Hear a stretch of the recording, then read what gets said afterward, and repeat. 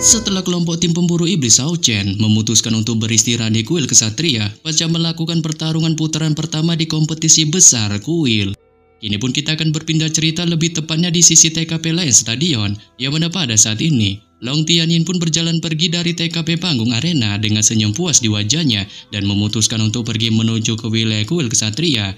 Namun tepat ketika ia baru saja hendak akan melangkahkan kakinya, Lee Sin pun tanpa diduga tiba-tiba mendatanginya, diikuti juga dengan kemunculan Peng Ling'er dan Ye Weiyang. Mengingat ketiganya tahu Long Tianyin akan pergi ke wilayah kuil kesatria yang notabene TKP kelompok Hao Chen berada, sehingga buat mereka pun berniat ingin menemuinya. Menyebabkan Long Tianyin pun yang melihatnya dan mengetahui niat dari ketiganya hanya bisa mengajak mereka untuk ikut pergi bersamanya. Dengan singkat cerita, ketika sampai di kuil kesatria, tim pemburu iblis Hao Chen pun yang melihat kedatangan dari kelompok Lee Sin segera menyambutnya. Dan Hao Chen pun yang merasa kangen akan sosok Lee Sin yang sudah dianggapnya sebagai kakak kandungnya sendiri ini pun segera memeluknya. Diikuti Lee Sin pun yang juga memeluknya secara erat di balik kesedihan yang sedikit terpancar di raut wajahnya. Dengan tak menyangka Hao Chen dapat kembali lagi dalam keadaan selamat pasca melakukan misi cukup lama sebagai tim pemburu iblis, sehingga ini pun juga membuat Peng Ling'er dan Wei yang melihatnya di belakang tak kuasa juga menunjukkan rasa terharunya. Namun ketika keduanya menunjukkan rasa terharunya ini, si Masian pun yang melihat sosok batang hidung Peng Ling'er secara kocaknya tiba-tiba berlari ke arahnya dan mengungkapkan niatan bagongnya yang ingin memeluknya, sama halnya seperti yang dilakukan Hao Chen dan Lee Sin. Saat Peng Ling'er pun yang mendengarnya sontak menolaknya dan malah mengatainya sebagai botak biadab, sebelum kemudian secara malu-malu melontarkan alasannya datang menemuinya hanya untuk memberitahunya bahwa semua hubungan antar mereka sudah berakhir dikarenakan dirinya sudah memiliki seorang tambatan pria lain, sehingga buannya pun menyuruhnya untuk tak mengusik lagi kehidupannya atau bahkan sekalipun ingin lagi mengejar akan cintanya. Dengan setelah melontarkan semua perkataannya ini, di balik kesedihan yang mulai terpancar di raut wajahnya, ia pun memutuskan untuk menarik tangan Wei Yang untuk bergegas mengajaknya pergi, menyebabkan si Masian pun yang melihatnya spontan menunjukkan keheranannya. Dengan merasa bingung untuk sesaat atas semua hal yang disebutkan Peng Ling'er, namun melihat kebingungan yang ditunjukkan si Masian, Lee Sin pun yang mengetahui sifat manja seorang wanita seperti yang ditunjukkan Peng Ling'er, menyuruhnya untuk bergegas pergi mengejarnya. Mengingat hal itu yang dilakukan seorang pria sejati untuk menaklukkan pasangannya. Saat ini pun si Masian menunjukkan sikap mengertinya dan mulai secepat kilat bergegas mengejar Peng Ling'er. Dengan ketika meraih tangannya, ia pun segera menunjukkan mode bucinnya, mengungkapkan tentang dirinya yang tak mau kehilangan akan sosoknya, walaupun dirinya sekalipun berniat untuk menduakannya. Sehingga Peng Ling'er pun yang merasa lulu atas gombalan ini hanya bisa menunjukkan rasa malu di raut wajahnya serta tak kuasanya bisa memeluk si Masian. Dengan ketika keduanya masih menunjukkan mode bucinnya ini, Lee Sin pun di sisi lain yang tampak iri melihat Hao Chen dan Lee Sin masih terus berpelukan, perlahan menepuk bahu Hao Chen serta menyuruhnya untuk menghentikan tindakannya. Mengingat ia merasa iri dirinya masih memeluk Lee Sin yang disebutnya sebagai istrinya.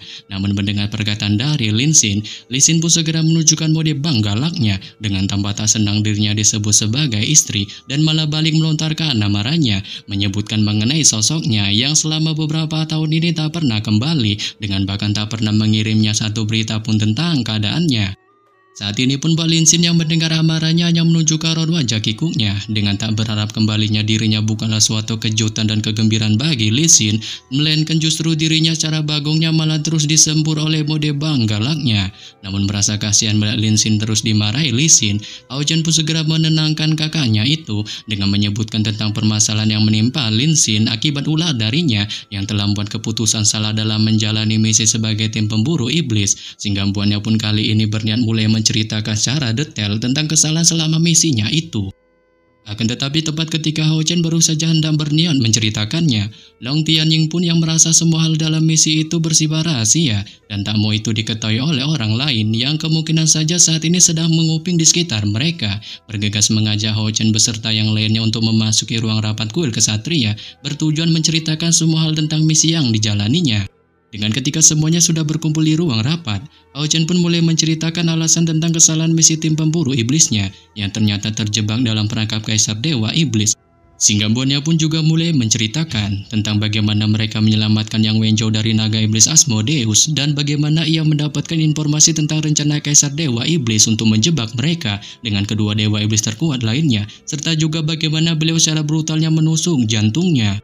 Menyebabkan Lee Sin, Wei Yang, dan Peng Ling'er pun yang mendengarnya tak kuasa sontak menunjukkan keterkejutannya di balik kesedihan yang terpancar di masing-masing raut wajahnya. Mengingat mereka telah bertemu sejumlah iblis berkali-kali dan secara alami juga tak bisa membayangkan situasi seperti apa yang dialami. Tim pemburu iblis Shao Chen harus dikelilingi oleh 3 pusat kekuatan iblis terbesar di tengah-tengah kota intim Modu.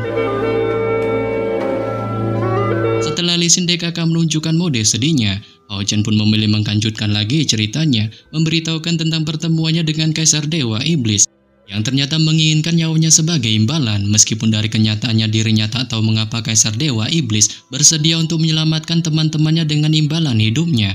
Dirinya pun tahu pada waktu itu bahwa kematian telah dialaminya. Dengan Kaisar Dewa Iblis akhirnya menepati janjinya, membiarkan para anggota tim pemburu iblisnya menjauh dari kota Modu sambil membawa mayatnya. Saat pada tahun-tahun perjalanan itu, mereka pun menemukan beberapa sisa peninggalan warisan besar dari zaman kuno jauh di dalamnya. Dengan jika mereka bisa mendapatkan warisan itu, harapan untuk membangkitkannya pun bisa muncul, sehingga membuat tim pemburu iblisnya pun menemukan bahaya yang tak terhitung jumlahnya demi membangkitkannya. Dengan setelah mengalami pengalaman mendekati kematian yang tak terhitung jumlahnya, mereka pun pada akhirnya mendapatkan sisa warisan peninggalan kuno, memungkinkan jantung di dalam tubuhnya hidup kembali, sehingga itulah sebabnya mengapa dirinya kali ini bisa berdiri tegak di ruang rapat tepat di hadapan mereka. Lebih lagi kekuatan dari zaman kuno itu meninggalkan kekuatan besar yang secara kolektif mereka serap untuk kemudian melakukan pelatihan. Tapi tak ada yang membayangkan bahwa pengasingan ini akan menjadi pelatihan yang mendalam selama lebih dari 4 tahun.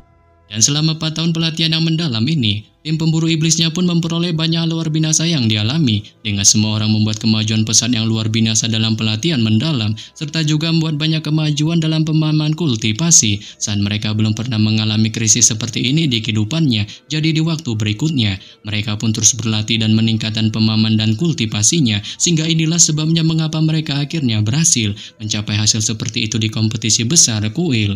Bahkan pada saat itu, ketika tim pemburu iblisnya baru saja kembali, Lin Xin dan Sima Xian pun ingin menemui mereka, yaitu Lee Sin dan Peng Ling'er untuk sekedar memberi kabar, tapi dirinya sendirilah yang telah menghentikannya, bertujuan untuk menahan mereka agar meningkatkan masing-masing kemampuannya sebelum kompetisi besar kuil berlangsung. Sehingga dengan demikian ia pun sekali lagi melontarkan permohonan maafnya pada Peng Ling'er DKK atas kesalahannya ini, membuatnya pun berharap mereka dapat memaafkan atas nama tim pemburu iblisnya.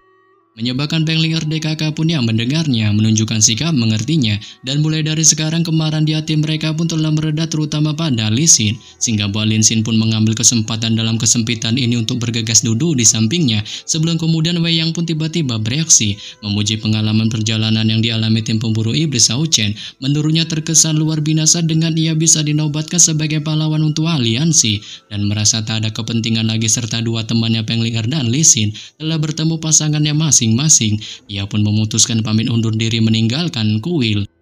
Dengan setelah kepergian Wei Yang, Hao Chen pun perlahan mengalihkan tatapannya ke arah Peng Ling'er dan secara penasaran menanyakan padanya mengenai gerangan dirinya yang apakah mengetahui Wei Yang sudah memiliki seorang kekasih.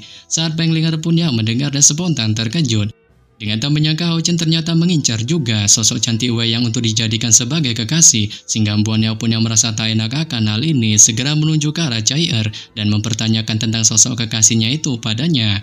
Tetapi di sini Chai-Er pun hanya menunjukkan tawa kecilnya sembari memberitahukan bahwa pertanyaan Hao Chen itu bukanlah untuk kepentingannya sendiri, melainkan untuk Han Yu yang notabene memiliki sedikit kedekatan dengan Wei Yang.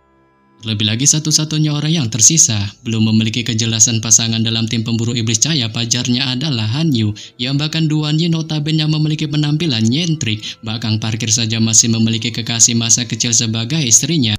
Dan kali ini ia secara khusus pergi mengunjungi istrinya guna melaporkan tentang keadaannya sebagai tim pemburu iblis sebelum kembali berkumpul lagi bersama mereka saat sebagai kapten. Hao Chen pun tentu saja peduli dengan masalah penting para anggota, mengingat Han Yu memiliki karakter yang cemerlang, baik itu dalam perilaku dan penampilan atau kemampuan. Tapi sebagai tim pemburu iblis, ia pun tak pernah memiliki kesempatan untuk menemukan perasaan seorang pasangan, sehingga sekarang setelah mereka mencapai langkah ke-9 kultivasinya, kemampuan terpendam di dalam dirinya di medan perang pun sangat ditingkatkan, sehingga membuat Hao Chen pun secara alami menjadi prihatin agar menemukan teman wanita yang dekat untuknya.